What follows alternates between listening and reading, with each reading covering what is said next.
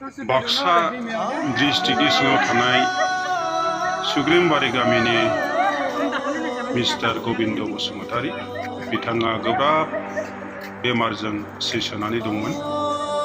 गोलाव सम बेमारजों भुगिनानै दिनै हराव बिथाङा बे संसारखौ नागारनानै रुंसारि जालांबाय। बिथाङा बेबायदिनो मानगोनां हाग्रामा महिलारिनि दैदेननायाव बर' हारिनि उदांस्रिनि थाखाय सोबख'जानायनिफ्राय हारिखौ उदां खालामनो बर'नि मोननांगौ थार मोनथाय बड'लेण्डखौ मोनफुंनो सोमावसारनायनि हाबाफारियाव गोख्रों बिएटिनि दैदेनगिरि महरै गोथै सहखौ गावनि जिउखौ बाउसोमनानै दावहा नांबोदोंमोन। दान्दिसे उनावनो सावनाय जासिगोन। आरो बेबायदिनो बिएटिनि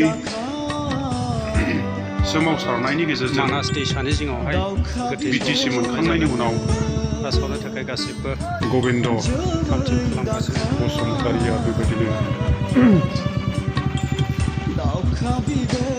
बिपिएफ दोलोनि सासे गोख्रों मावथि हिसाबैहाय मेंनाय गैया बानाय गैयाजासे रायजो राजानि मोजां खामानि मावनो नारा नाथा जुजिबोदोंमोन।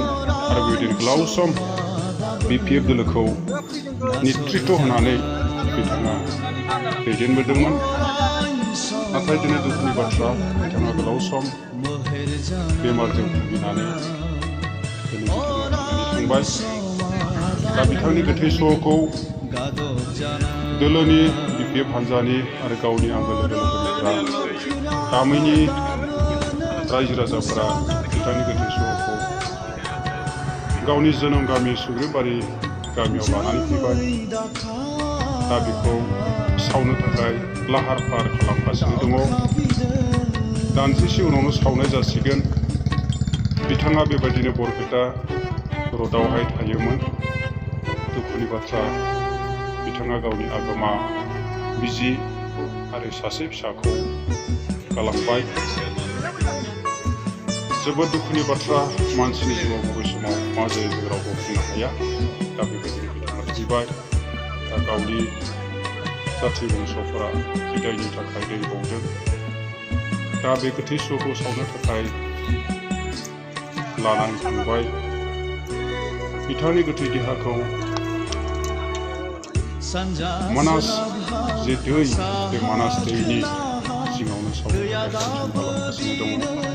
गामिनि रायजो राजाफोरा गोथै सहखौ सावनो थाखाय लानानै थांबाय। आरो गोथै सहखौ गावसिनि हिन्दु धोरोमनि नेमखान्थिजों बिथांखौ सावनाय जागोन।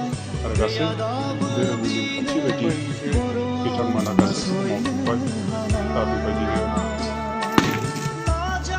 गोबां मानसिफ्रा बिदायनि समावहाय जोबथा दै थरथिंसे दौस्रा हरबाय। आरो दान्दिसे उनावनो सावनाय जासिगोन। नोंगौ बेनो गबिन्द बसुमतारीनि जोबथा बे संसाराव थांनानै थानाया। बिथाङा गोबां आसा खालामो बिथांनि जिबनखौ सोरगोआव इसोरा आलोगोजों जायगा होनानै लाखिगोन। दा दान्दिसे उनावनो गोथै सहखौ सावनाय जासिगोन। सावनो थाखाय जायगाफोरखौ थाम-थिम खालामनाय जाबाय।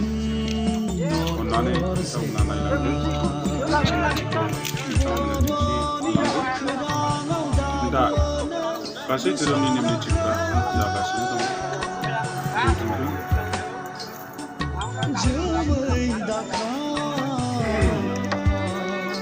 बिथाङा सासे गोख्रों बिपिएफनि मावथिमोन। बानाय गैयाजासे, मेंनाय गैयाजासे बिथाङा बिपिएफ हान्जानि जानानै सान हर गावखौ बाउसोमनानै खाथिबोदोंमोन। आरो दिनैसिम थैनायहालागैसिमबो बिथाङा गोख्रों मावथि हिसाबै मावबोदों।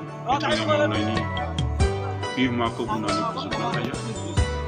दान्दिसे उनावनो बिथांखौ सावनाय जासिगोन। दा सावनो थाखाय रायजोफोरा बयबो बन होबाय आरो गोथै देहाखौ बननि सिङाव दोननाय जाबाय।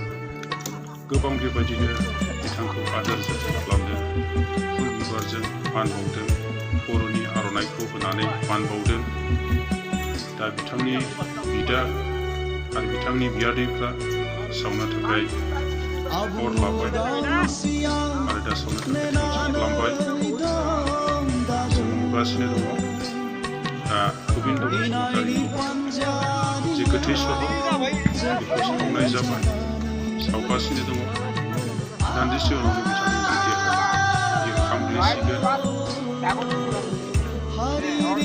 गोबां गावनि लोगो लोगोफ्रा बेबायदिनो दासिमबो सारगासिनो दङ जोङो नुगासिनो दङ दान्दिसे उनावनो बे समा खामग्लिनाय जासिगोन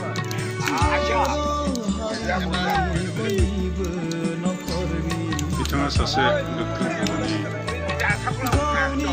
सोमावसारनायावहाय बाहागो लाबोनाय सुबुंमोन बिथाङा बिएलटिनि सोमावसारनायावहाय गावनि जिउखौ बावसोमनानै गावनि फरायनाय जिउखौ दोननानैब्लाबो हारिनि थाखाय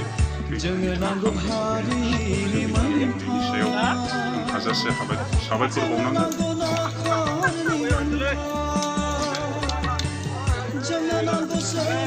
दायो गोथै सहखौ सावनाय जाबाय गोथै सहआ खामबाय जों बयबो नुदों